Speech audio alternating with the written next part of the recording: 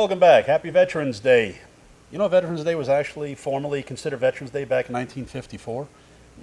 It wasn't really called Veterans Day up until that point. Armistice Day. Right. It was Armistice you thought Day. I didn't know, huh? Yeah. Are you quizzing me? Are you trying to... Well, we're back with my friend, my retired First Sergeant Jose Tillis, who I'm going to start quizzing about, yeah. But actually, in 1954, it was actually changed to Veterans Day. Yeah. Oh. You know, Veterans Day is it's a day that everybody should really, really look at the veteran. You know, regardless if he was not a combat veteran, he's a veteran. He gave 4 years of his life, you know, for the United States of America. He stood guard.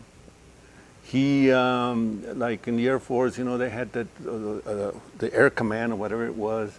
Those guys were on that plane 24 hours a day. 24 hours a day they were on that plane. They slept on it. They breathed on it. They ate on it, and you know, ready for anything. And then you have your veterans, and some people forget that. And you know, I have been involved with veterans since I've been here in Pahrump, and I tell you what, the community of Pahrump is great. They have really helped the veterans, and so veterans have a nice November 11th. It's going to be at the Nugget. At the Nugget, yeah, yeah. They always do something good up there. Yeah. They always have something to kick off. Yeah, And, yeah. Be up there and. Heck yeah. I won't. I'll be in Pendleton. Go to my old unit, say hi. Yeah, I'll be over there seeing what I can scrounge for the memorial. Shouldn't be hard on Pendleton. You'll be able to find anything I want. Just go to the salvage yard there. And DRMO over in 22 area. So you can find a lot of salvage stuff. Give me a little comparison of how you felt boot camp was back in '53. How were the drill instructors in comparison today? Well, the way I can tell you right now is this, is now you have sergeants, staff sergeants, and gunnery sergeants. When I went through boot camp, we had PFCs and corporals. They weren't going to stay in the Marine Corps. They were not thinking about saying, okay, there are 4 years, they got picked, they could march, they could count cadence and everything. And the experts were like for example, hand-to-hand combat. Those were the experts. The drill instructor at that time was more or less the mean guy. Right. They range you to death, and they make you life miserable. I call it. You know. They still do today. Yeah, they still do today. And it was 12 rough weeks. And one thing that taught me is that. I depended on my buddy as my buddy depended on me, which is called what? Teamwork. That's right. And that's one of the things, and I saw it in combat too. In combat, you have to have teamwork. You can't. That guy can't be a loner. The guy cannot. You know, you got to know what's going on.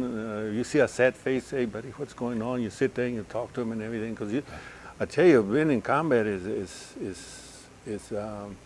not a place for you to say he's not my friend or he's not my friend. Oh no, right.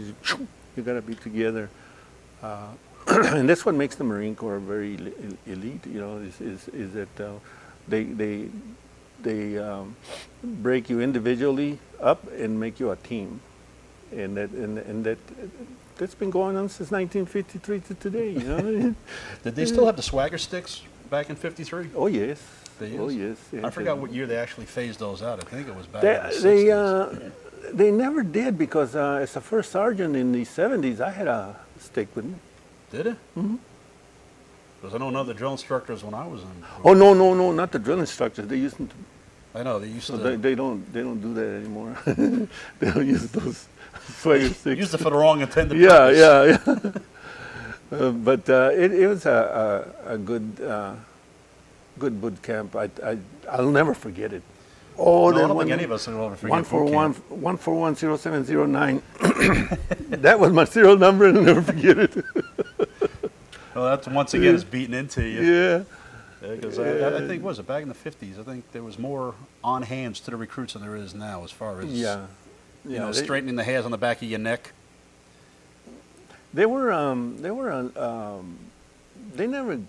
I never seen it, and that never happened to me. It's, you know, like a lot of guys say they got beat up, got punched and everything. I never saw that. I saw a lot of, I don't call it abuse, I saw a lot of you know, guys that were slacking off or anything, you know, they'd run over there, get over there, and one day I would go over there and block him, you know, like football or something like that. But, you know, as far as sitting there and beating him up, the way they did it in my time was if you messed up, the whole platoon paid for it. Yeah, well, it still was. And I tell you what, he didn't mess up anymore. We'd all go to the pit as a unit, as a whole, the whole company, our company. Yeah, you paid for it. Yeah. But other than that, you know, I think the best part of the boot camp of today, talk to my nephews, is that mess duty. They've done away with mess duty. Oh, really? Yeah, and then they turned right around and they showed them self-defense. So the time they spend on mess duty, they're going out there, and the Marine Corps. I was reading where the Marine Corps says that they want almost everybody with a brown belt. That's another thing I was told, that they're starting to do away with the tan web belts we wear. Oh, I don't know anything about that one. And now they can wear, they're like cargo belts, and they're different colors, like martial arts. Mm-hmm. And okay. It's line training, they call it, which is self-defense. Right.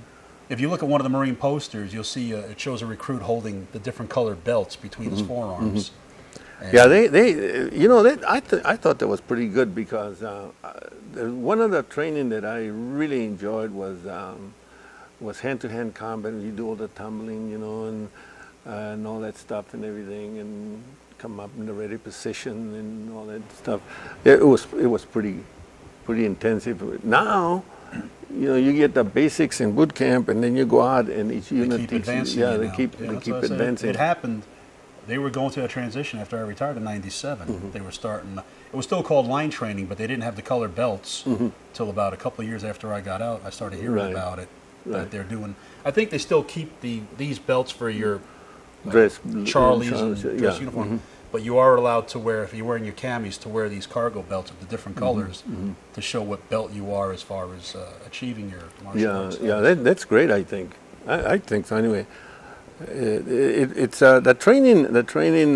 Gosh, you know, when I was there, and the Antos came aboard.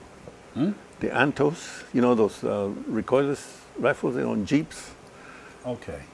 I tell you what. We thought that was the greatest thing on earth. We threw away with a rocket launcher. You know? They came out with a law. Yeah, I remember the laws. I shot those. And then they done away with 106s, and they got those Antos in there. And I tell you, it was amazing. Oh, we all wanted to go shoot that thing. When you were in boot camp, what weapon did you get to fire? M1. It was the M1 Grand. Remember how heavy it was? 9.5 pounds.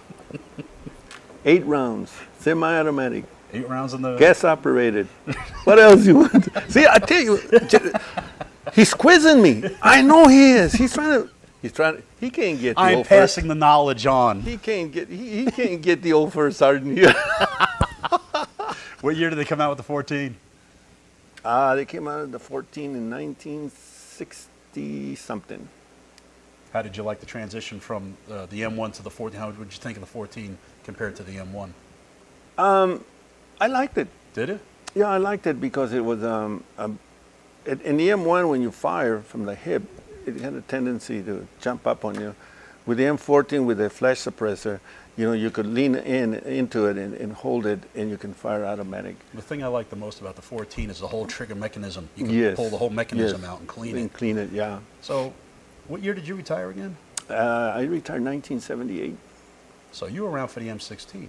Oh yes. So you were around for 3 major weapons that changed in the Marine Corps. I got introduced to the M16 in Vietnam. So traded the M14. Traded the M14, got that, and then we all set up there and fired it up in the air. It's okay, you qualified. Let's go. Let's go on a mission. You know? just to just point it in the air, right? Now that was a good weapon for Vietnam, the Vietnam War, because you had a pistol grip on it, right? And then you can hold it, and it was more or less your jungle type environment, which the Marines were up in the Khe Sanh area and Tam Khe area and all them areas up there. It was pretty good. I thought so anyway. But the only thing that happened was that when the choppers landed, everything flew all over the place. We had to clean them right away. But that was overcome then. Well, it was something how you went from the M1 to the 14, and the 14 was a lot lighter than the M1 Grand. Yeah. And now carrying the M16 is virtually carrying anything. Anything, yeah. And then plus the low rockets on your rucksack. Yeah. Just shoot them and crash them up, bang them on the rocks. Yeah. But it was a lot. It was the changes of weapons and everything was quite unique, because you went from one to another. And I was the type that they told me, they say, okay, we're going to go shoot the rifle. I get up at 4 o'clock in the morning, go eat, go down there, sit down, and fire the rifle.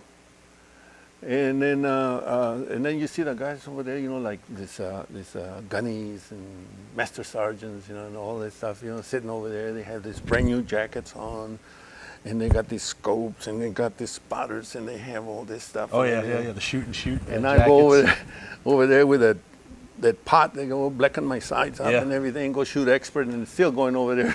How did you do that? They told me to fire the thing. I did it. Now they even have a spray that you blacken your sights. Yeah. Everybody kept telling me. I was used to the little pots like you, the little burn pots, and they were just barking that.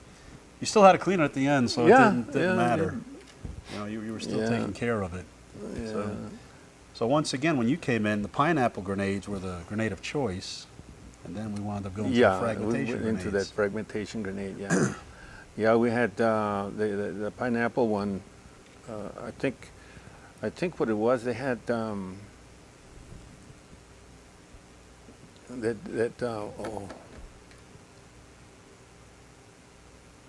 frags. The frags itself were those little pieces of iron squares on each one. Yeah, almost look like. And they got them inside there now. Yeah. So it's pretty neat. Yeah. Well, once again, like last week, I got Jeff from the control booth telling me our time's about done.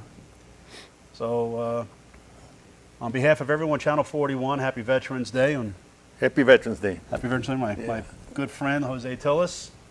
So, we'll see you next week. Until then, Semper Fi. Hoorah. Semper Fi. Hoorah. All right, First Sergeant.